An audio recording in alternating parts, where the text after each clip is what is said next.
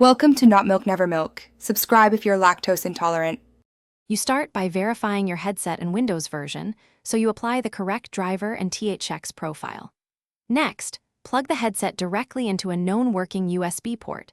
Avoid hubs because they add latency and power issues.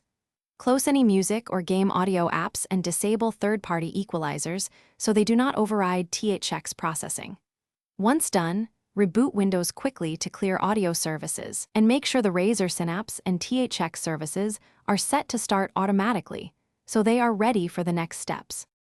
You now focus on the software chain. Uninstall Razer Synapse and THX apps through settings to remove conflicting remnants. Once uninstalled, restart and install the latest Razer Synapse official build, then install the THX Spatial audio app or firmware update provided for your headset. After installation, open sound settings and set the Razer/THX output as the default playback device so Windows routes audio correctly. Make sure exclusive mode is disabled and, if available, enable spatial processing inside the THX app. These steps align processing with You finish by running THX calibration and built-in test tones to confirm left/right balance and 3D spatial cues. Follow the guided steps in the app for best results.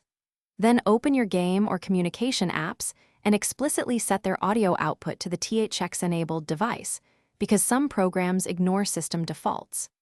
If things go wrong, try clearing the THX app cache, reinstalling the USB audio driver, or using Device Manager to roll back a recent driver. That single troubleshooting tip often resolves stubborn conflicts and restores spatial audio.